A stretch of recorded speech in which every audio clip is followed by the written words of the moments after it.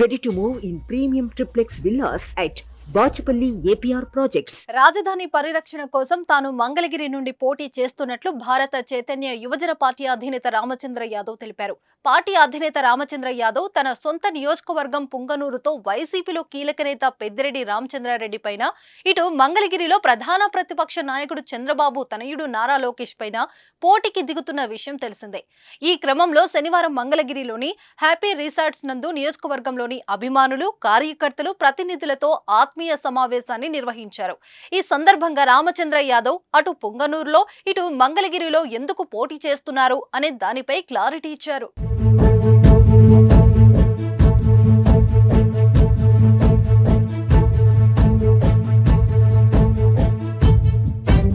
తమ పార్టీకి రెండు ప్రధాన రాజకీయ పార్టీలు సమదూరమని చెప్పారు. అందుకే వైసీపీలో నెంబర్ 2 గా ఉన్న పెద్దిరెడ్డిపై, ఇటు టీడీపీలో నెంబర్ 2 గా ఉన్న నారా లోకేష్ పై బరిలో దిగుతున్నట్లు తెలిపారు.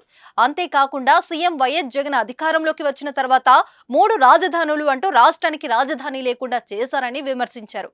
రాజధాని పరిరక్షణ కోసం మంగళగిరి నుండి బరిలోకి దిగుతున్నట్లు తెలిపారు. ఖచ్చితంగా 2 నియోజకవర్గాల నుండి విజయం సాధించి తీరుతానని ధీమా వ్యక్తం చేశారు. మంగళగిరి నియోజకవర్గ అభివృద్ధి కోసం పూర్తి స్థాయి ప్రణాళికలతో ఉన్నట్లు తెలిపారు రామచంద్ర యాదవ్. ఇందుకోసం నియోజకవర్గ మేనిఫెస్టోను రామచంద్ర యాదవ్ విడుదల చేశారు. నియోజకవర్గంలోని ప్రతి రైతుకి ఒక ఆవు ఉచితంగా అందిస్తామని హామీ ఇచ్చారు. నియోజకవర్గంలోని నిరుద్యోగ యువతకు నెల రోజుల్లో ఉద్యోగం లేదా ఉపాధి హామీ కల్పిస్తామన్నారు. ఇది ఒక ప్రత్యేక కార్యక్రమం అని చెప్పారు. ఈ పథకం ద్వారా ఆర్సీవై కాల్ సెంటర్ కి కాల్ చేసి పేరు నమోదు చేసుకునే వారికి నెల రోజుల్లో ఉద్యోగం లేదా ఉపాధి కల్పించబడుతుందని హామీ ఇచ్చారు.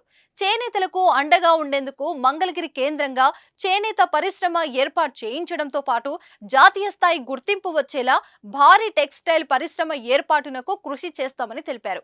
5 ఏళ్లలో 25,000 మంది యువతకు శాశ్వత ఉద్యోగాలు కల్పించడం జరుగుతుందని హామీ ఇచ్చారు. అలానే పతాంజలి ఫుడ్ ప్రాసెసింగ్ యూనిట్ నెలకొల్పడం ద్వారా స్థానికంగా 20,000 మందికి ఉద్యోగ అవకాశాలు లభిస్తాయన్నారు. 25,000 మంది పేద కుటుంబాలకు రాజధాని ప్రాంతంలో పక్కా గృహాల నిర్మాణం చేపడతామని అన్నారు. కుల వృత్తులను ప్రోత్సహించేలా ప్రత్యేక పరిశ్రమలు ఏర్పాటు చేసి ప్రతి కుటుంబానికి నెలకు కనీసం 20,000 ఆదాయం వచ్చేలా చర్యలు తీసుకోవడం జరుగుతుందని హామీ ఇచ్చారు. కేంద్ర ప్రభుత్వం ద్వారా ప్రత్యేక పారిశ్రామిక వాడ ఏర్పాటునకు కృషి చేస్తామని హామీ ఇచ్చారు. నియోజకవర్గంలో డ్రైనేజీ సమస్య లేకుండా అన్ని గ్రామాలలో పూర్తి స్థాయిలో పక్క డ్రైనేజీల నిర్మాణం చేపడతామని అన్నారు.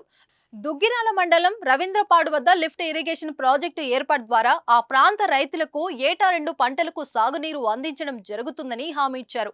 నిడమరు రైల్వే గేట్ వద్ద ఫ్లైఓవర్ నిర్మాణం చేపడతామని రామచంద్ర యాదవ్ హామీ ఇచ్చారు.